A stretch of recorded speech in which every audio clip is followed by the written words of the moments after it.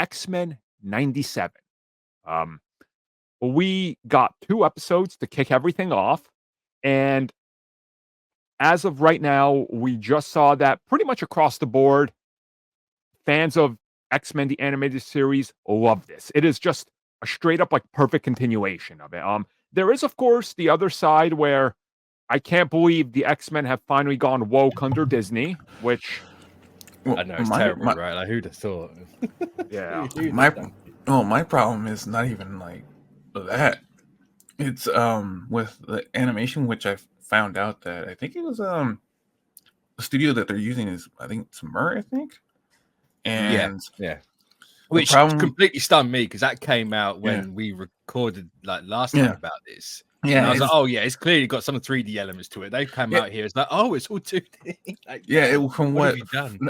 But what people I found out is that it's mostly 2D, trying to emulate the old art style, and in some segments it has rotoscoping, so that's why it seems off in some instances. So I mean, using rotoscoping. Yeah, from looking at it, that's what it was said that they're using some rotoscoping in certain scenes and stuff, and that's why. Wild. I mean, to me, like, weird. I don't mind any of the animation because, like, yeah, we could sit here and nitpick little pieces of it, but again, it's like, I mean, I'm not like nitpicking it so much. It's I know what you're saying. It just seems a little off. It's not something you see every day for series, especially these days because everything's got to be done cheap. But slight confession, I haven't actually watched it yet. I didn't know it came out until you gave us the topic.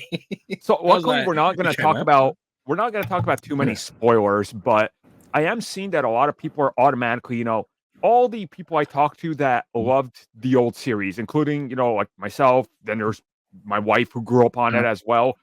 Everybody's like, this is exactly what I wanted. It picks up, literally catches you up quickly, tosses us back into the world.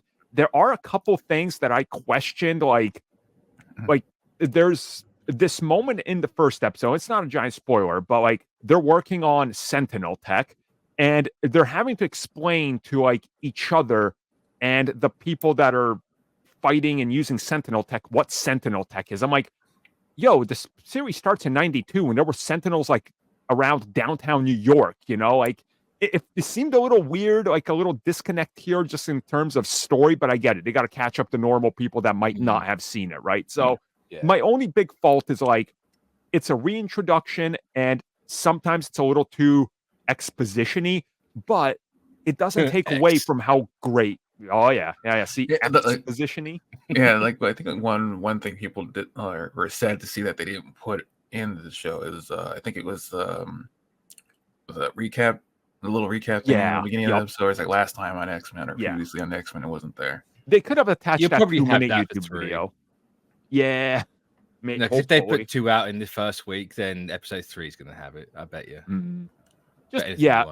It needs a little bit of a catch up because it's like, hey, if you don't remember, Charles Xavier is dead at the end of the old series. You're like, wait, what? And this series just like, they assume It's like, outside of that, though, I love everything about it. Yes, the actors have obviously grown older and their voices aren't the same, but and not everyone is there because some of them have sadly died.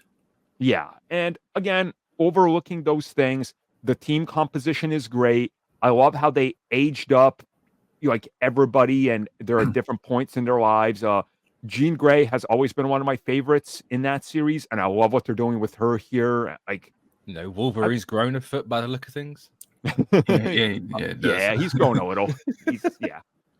So it's Jackman's Wolverine now. Cool. Probably. Wolverine.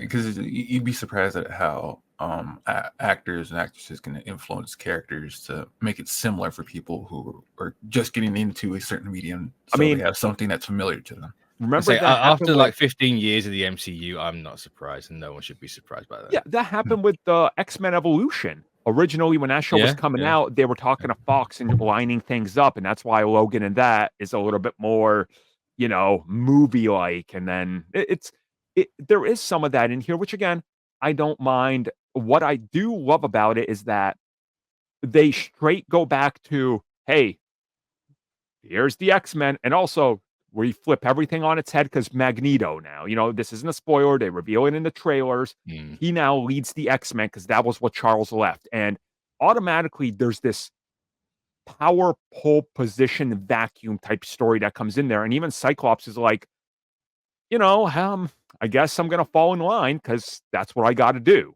And he shows more. I'm Cyclops. Yeah, exactly. And he shows a little bit more backbone, but also there's just a lot going on in here that Marvel Studios has shown everybody with this. If you are worried about MCU X-Men, you should not be worried because they nail it. Like they nail everything to the point where we're watching the opening episode and like I paused because I had to go get a drink because I forgot it. And the wife looks at me and she goes, "Is it just me? Or are these guys working and stealing Sentinel techs and storming this courthouse? Is this a parallel to January 6th?" I was like, there's actually scenes that look like them climbing the wall straight up ripped and animated in this. I was like, there's definitely a parallel here. It's here. So I understand why some of those people are pissed at it because they're, like. Yeah, again, shocked that they're the bad guys. Yeah. I'm like, I don't know why they're getting shocked because it was in the original series. Because they're illiterate, Tristan. That's why they have not got the frontal lobe to actually comprehend that they are, in fact, not nice people. Like, to go back to what said, when people saw this scene, they said this is not in the original X-Men, and then someone posted, I think, a small snippet from the original series. Oh yes, Rogue's racist dad wouldn't be there on January 6th, and he looks just like the person. The man's at the front leading the charge. Like, come on now. Yeah. Like, so overall, we're not going to spoil anything. I just wanted to kind of quickly talk about some of the impressions and reactions. They are good. I mean, right now, Rotten Tomatoes, the reviews for the first 2 episodes are perfect across the board. You read every review, everybody's like, this is what we want from the X-Men. So it's a template that if Marvel Studios follows in live action, chef's kiss. It's going to be perfect, especially this version, Yeah, there's never been, at least for me, right, a worry about how Marvel's going to handle the X-Men. Because you go back and you look where Feige started with the whole being with Singer and, well, not where he started, but, the first big thing he was on those movies. It's a personal thing for him, right? Oh, yeah. Like, he tried giving everyone these comic books on set, and then 20 odd years later, whatever it is, he's finally getting a crack into actually right the wrong of those movies. So exactly. And like, if you go back and watch some of the old footage from behind the scenes and stuff, right? When they're shooting it and it's like, hey, here's the stuff. I want you to pay attention to where Kevin Feige was, because people say that one of the best scenes that nailed the X-Men in that entire Fox run is when Bobby goes home and they're his mom is like, have you tried not being a mutant? Hey, have you tried not being homosexual? Thing like that. Feige was the one that was fighting for that scene.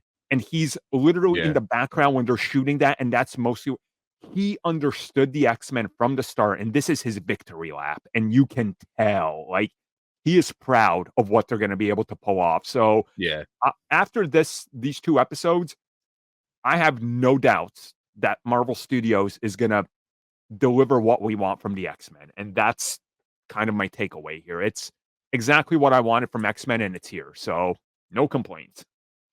Good. I can't wait to watch it. I'm probably going to wait until it's all said and done. That's honestly smart.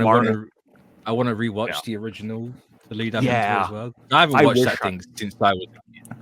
I wish I would have rewatched it because I needed a brush up on it. So I'm probably going to go back and watch it. Hopefully, Marvel Animation sticks to quality and not what was happening in What If, because I don't want to watch that. What If and everything else. The actual Marvel Studios animation engine is not nice to look at. It's so bad. Yeah.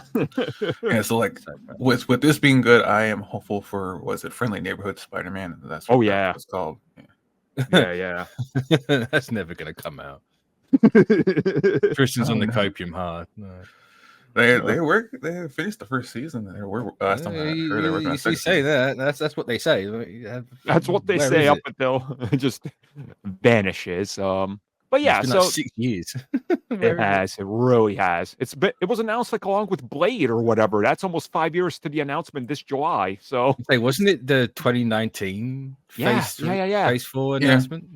Yeah, they got pushed back a while, and then like people wondering where it was, and they asked animators and artists on the team. They said the first season's done. Yeah, I got fired off that thing. Who knows? Exactly. But